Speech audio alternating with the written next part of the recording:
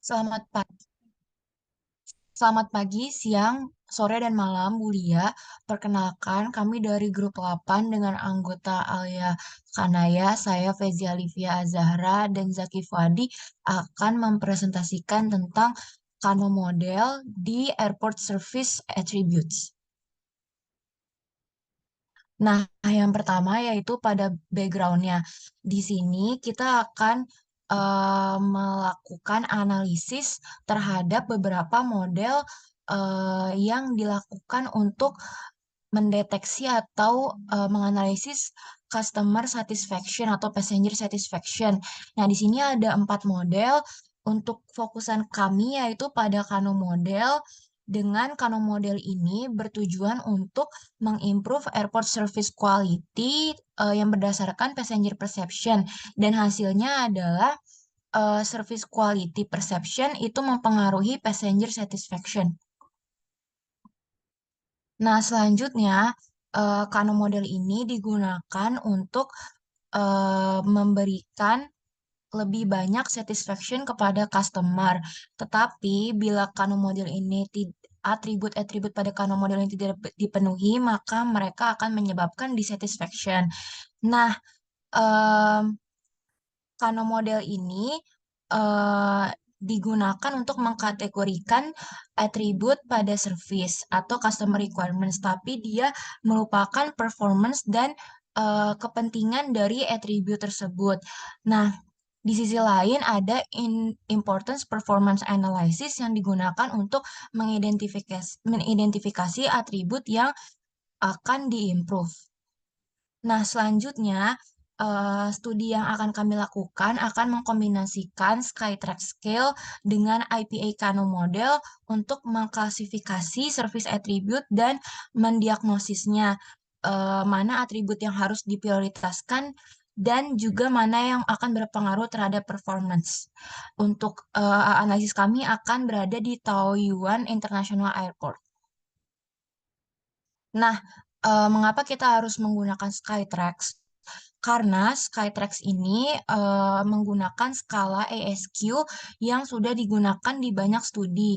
Selanjutnya, airlinequality.com ini adalah bagian dari Skytrax dan Skytrax ranking itu sudah dipakai untuk promotional purposes bagi beberapa bandara. Nah, kanometologi ini mengklasifikasikan atribut-atribut kuesioner menjadi 5 kualitas kategori yang terbagi atas attractiveness. Selanjutnya ada one dimensional, must be, reverse, dan indifferent. Nah, selanjutnya di sini kita akan melihat contoh dari IPA atau Importance Performance Analysis. Nah, atribut dengan kepentingan yang tinggi dan high performance itu akan diletakkan di kuadran 1. Selanjutnya, untuk atribut dengan low importance dan high performance akan dikategorikan di kuadran 2. Atribut dengan low importance dan low performance akan dikategorikan di kuadran 3. Dan atribut dengan high importance dan low performance akan dikategorikan di kuadran 4.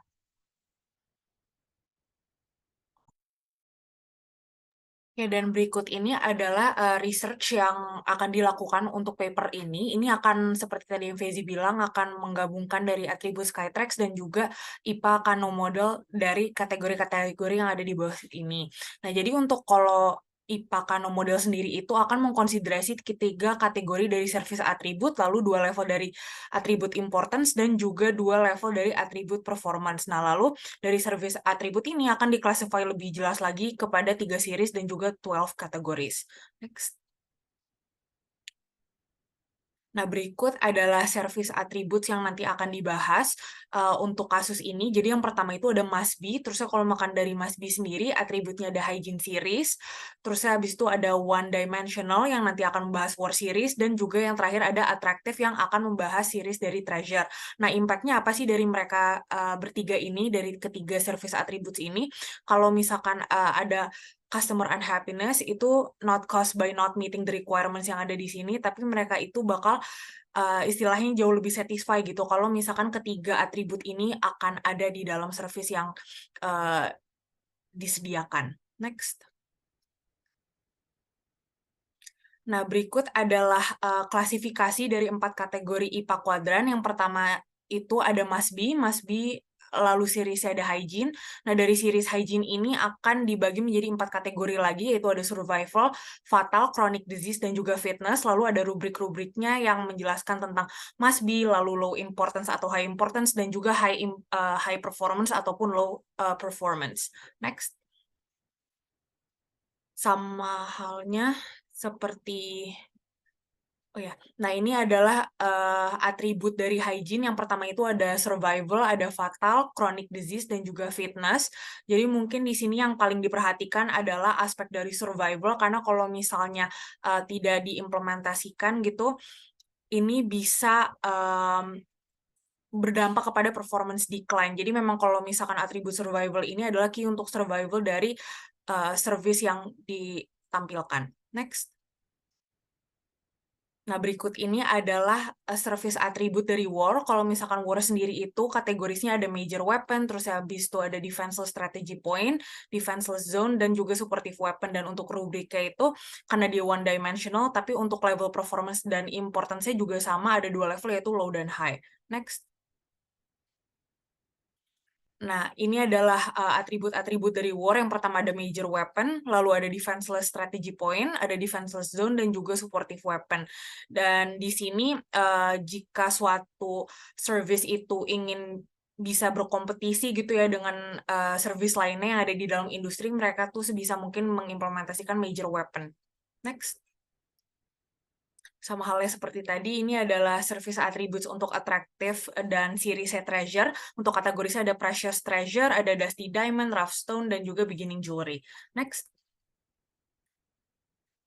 Nah, ini untuk penjelasan-penjelasannya. Kalau misalkan untuk jasa sendiri, di sini yang pengen dititik beratkan adalah kepada precious treasure. Next. Oke, nah jadi berikutnya adalah faktor analisis dan juga reliability test untuk research dari paper ini. Jadi untuk faktor analisis sendiri, mereka itu seperti yang tadi juga udah disebut, mereka menggunakan atribut dari yang ada dari Skytrax, lalu based on principle dari component analysis with Varimax rotation. Terusnya service atribut ini tuh dinamain dengan TAI-SRQ atau Taiwan Airport Service Quality, dan juga untuk reliability test atau analysis itu menggunakan Cronbach's Alpha. Next. Nah, selanjutnya ini adalah kuesioner design untuk research-nya. Jadi, research-nya ini dibagi menjadi 3 kuesioner, ada Kano kuesioner, IPA kuesioner, dan juga respondents personal data. Untuk Kano kuesioner itu akan menanyakan question tentang passengers attribute, lalu IPA akan lebih ke evaluasinya ya dari Kano model tersebut, dan juga yang terakhir adalah personal data dari responden itu sendiri. Next. Nah, lalu ini adalah scope dari kuesionernya sendiri dan juga kayak sampel-sampel yang akan digunakan. Jadi ini tuh targeted untuk population yang memang travelnya from dan to TPE. Terus habis itu kuesioner ini dilakukan secara online dan juga paper based, dan conducted-nya itu pada tahun 2019 dari 1 Agustus sampai 30 September. Lalu mereka itu bisa mendapatkan 700 sampel dengan 657 IPA yang verified dan juga 637 Kano yang verified. Nah, buat gendernya sendiri itu kebanyakan female, dan untuk age-nya itu mayoritas juga orang-orang yang under 40, dan juga untuk nationality-nya itu untuk mereka berpergian ke TPE itu most of them itu lebih dari 1 kali. Next. Oke, nah ini adalah result dari kuesioner bagian yang pertama, yaitu Kano model. Jadi Kano modelnya ini mereka menggunakan 37 atribut, seperti yang Fezi tadi juga udah bilang, mereka menggunakan frequency yang di label sebagai M, atau must be, one dimensional, attractive, dan indifference. Terusnya kalau makan buat insight-nya sendiri, almost half dari yang menjawab, yaitu 43% itu atributnya must be, dan yang lainnya tertampang di slide. Next. Lalu ini ada atribut importance dan juga performance. Jadi kalau misalkan result dari gap analysis ini tuh sebenarnya adalah difference ya, atau gap dari TPE performance dan juga importance-nya. Nah, terusnya buat insight-nya sendiri, nggak taunya semua atribut itu kecuali ambience dalam children's play area itu have a negative gap. Jadi yang dimaksud di sini adalah semua orang yang ada di mayoritas orang yang berada di TPI itu mempunyai high expectations terhadap fasilitasnya, tapi buat performance-nya atau perceptions mereka tentang service yang ditampilkan tuh lumayan tinggi gap ya. Next. Nah, lalu ini adalah result dari gap analysis dan juga IPA model yang dari 37 atribut tadi. Ini adalah insight-insight yang didapat. Jadi kalau misalkan bisa disimpulkan ada sekitar 11 atribut yang bisa dibilang low priority. Terusnya lalu ada 16 atribut yang bisa dikategorikan sebagai strength dari airport TPA itu sendiri dan bisa dimajukan lebih lanjut lagi karena itu adalah bidang fokusannya untuk jasa. Dan juga kalau misalkan untuk yang harus diimprove kembali karena menurut responden itu harusnya important tapi lacking ada 5 poin ini yaitu AM5, PE3, EM2, BA1, dan BA3. Next.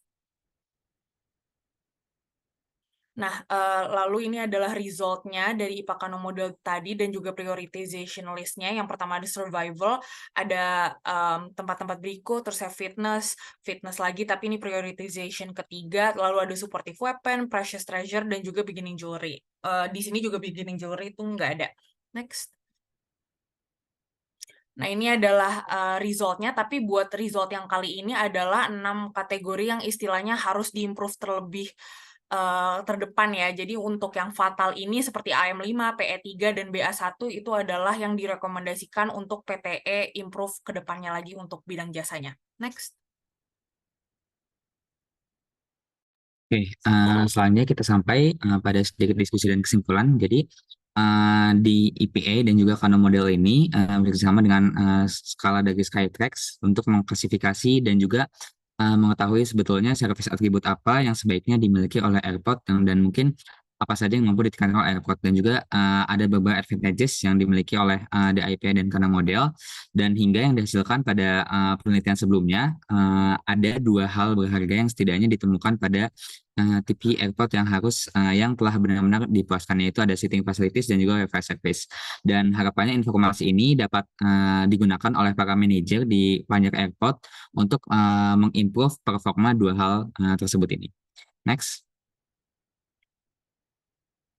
Dan juga feature studies dari sini harapannya karena tadi mostly sampelnya cukup sedikit seragam dan harapannya dari feature study ini ketika memang ada sampel yang lebih different dan juga lebih banyak perbedaan di antara sampel-sampel tersebut, hal itu dapat memberikan dampak yang signifikan terhadap hasilnya. Jadi hal itu yang diharapkan dapat menjadi sebuah pembeda dari feature studies yang akan dilakukan. Dan karena itu diharapkan dapat juga memberikan sebuah informasi valuable yang akan lebih efektif terhadap para manajer untuk di airport-airport untuk dapat meningkatkan performa dari atribut di airport mereka. Next.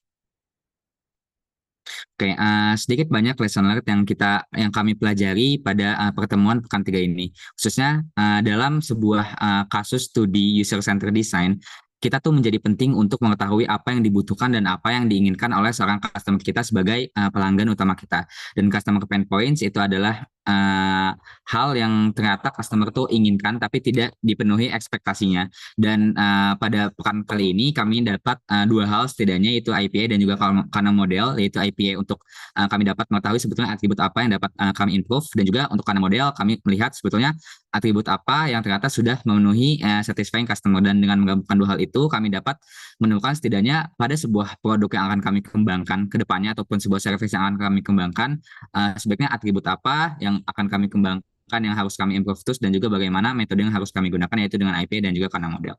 Oke, next. Dan berikut jurnal atau referensi yang kami gunakan dalam penelitian kami ini. Next. Oke, terima kasih atas perhatian dan kesempatannya. Kami dari kelompok 8 pamit undur diri. Terima kasih.